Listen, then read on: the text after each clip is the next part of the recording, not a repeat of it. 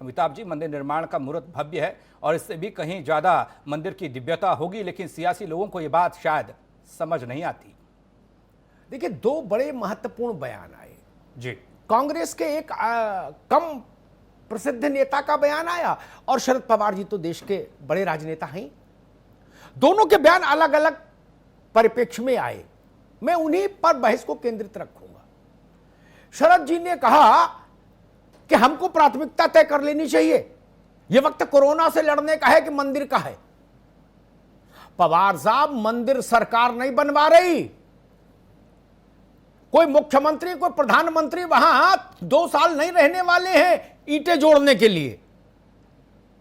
मुख्यमंत्री, प्रधानमंत्री, राजनीतिक लोग ऐसे जाने कितने कार्यक्रमों में जाते हैं, उससे सरकार नहीं रुकती, सरकार के कार्यक्रम नहीं रुकते, कोई मिशन नहीं रुकता, कोई अभियान नहीं रुकता। प्रधानमंत्री 2 घंटे अयोध्या में रहे या 2 घंटे बंगाल में रहे या पटना में रहे या वेबिनार में रहे या देश के तमाम अलग अलग, अभी भगवान बुद्ध का एक अवसर था, प्रधानमंत्री 45 मिनट उसमें थे। क्या देश रुक गया? क्या कोरोना के प्रति लड़ाई खत्म हो गई उसके चलते? इस बात को गले कैसे उतार लें? एक अतिथि के रूप में प्रधानमंत्री का अयोध्या जाना और एक शिलान्यास करना कोरोना की लड़ाई को कैसे कमजोर कर रहा है? यह बात मेरी समझ में नहीं आई और किसी की समझ में नहीं आई, शरद पवार को छोड़कर। क्यों नहीं जाना चाहिए प्रधानमंत्री को? भारत पंथ निरपेक्ष है, पंथ विरोधी राष्ट्र नहीं है, धर्म विरोधी नहीं है। धर्म निरपेक्ष कहिए चाहे पंथ निरपेक्ष कहिए, निरपेक्ष होना और विरोधी होने में अंतर है। मेरी बात ही नहीं समझे। कोई राज्य का मुख्यमंत्री बता दीजिए जो 24 घंटा कोरोना कर रहा, कोविड हॉस्पिटल में बैठा हो। Tell me one. किसी देश का प्रधानमंत्री, राष्ट्रपति बता दीजिए जो 24 घंटा कोरोना के हॉस्पिटल में बैठा हो और सैंपल ले रहा हो लोगों के नाक में मुंह में सिलाई डालकर। ये कैसी भाषा है, कैसा संदर्भ है, कैसा प्रसंग है? नहीं, इसके पीछे मंशा गड़बड़ है आपकी। आप सीधे नहीं बोलना चाहते, डरते भी हैं। किसी का कंधे, कहीं किसी चीज को कंधे पर बंदूक रख के आप निशाना लगा रहे मंदिर पर, कोरोना के कंधे पर बंदूक रख के।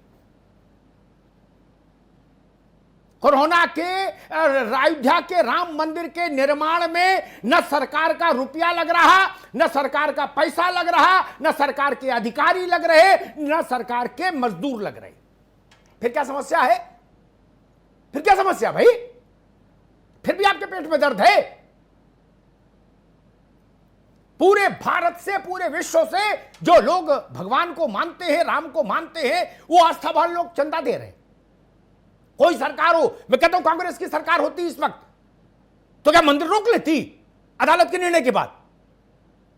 और पवार साहब ही प्रधानमंत्री होते तो किस हैसियत से रोक लेते? ये जनता की इच्छा है, अदालत का फैसला है, जनता की इच्छा है, जनता का सहयोग है।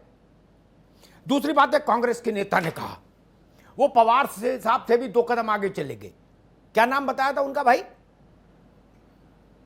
कोई सज्जन है कांग्रेस के, उन्होंने एक बात कही कि जवाहरलाल जी सोमनाथ के पुनरुद्धार के अवसर पर नहीं गए थे, प्रधानमंत्री को नहीं। हुसैन दलवी कोई है, मैं तो नहीं जानता, बताया वो भी कांग्रेस के नेता हैं बड़े।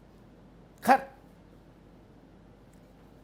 सोमनाथ का मंदिर जब उसके पुनरुद्धार का कार्यक्रम हुआ, राजेंद्र बाबू गए और प्रधानमंत्री की इच्छा के विरुद्ध गए। जवाहरलाल जी को बड़ी आपत्ति थी। जो दलवी कह रहे हैं वही बात उस वक्त जवाहरलाल जी कह रहे थे कि नहीं जी ऐसा हो जाएगा, वैसा हो जाएगा, मैसेज खराब जाएगा।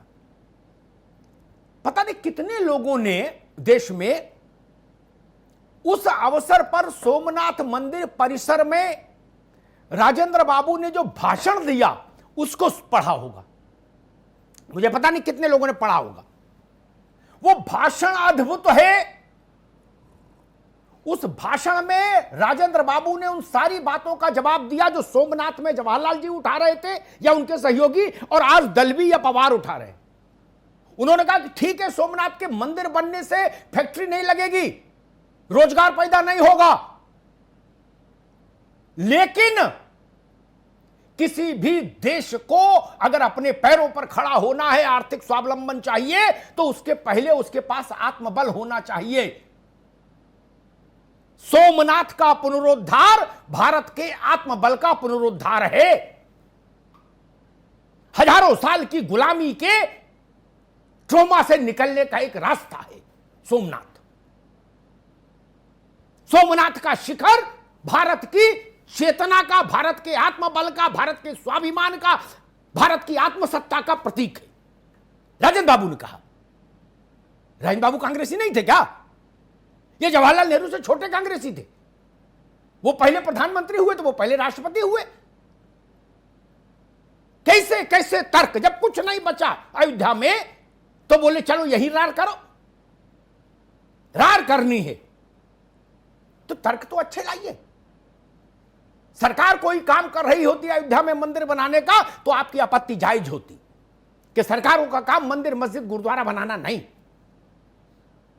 लेकिन बाबा सन्यासी भी मंदिर नहीं बनाएंगे तो इसमें सरकार क्या हस्तक्षेप कर सकती है? भाई ये सरकार के अधिकार क्षेत्र का मामला नहीं। दुर्गा पूजा में जाते हैं, इफ्तार पार्टी अपने घर करते हो, उसमें धर्मनिरपेक्षता खंडित नहीं होती। इफ्तार पार्टी करते हैं, टोपी लगाते हैं, उसमें धर्मनिरपेक्षता खंडित नहीं होती। सरकारी पैसे से इफ्तार पार्टी करते हैं, वहां साधु संतों के बीच प्रधानमंत्री चले जाएंगे, थोड़ा मंत्र पढ़ लेंगे तो उसमें धर्मनिरपेक्षता पर आ जाएगी। यह हिपोक्रेसी बंद होनी चाहिए भाई।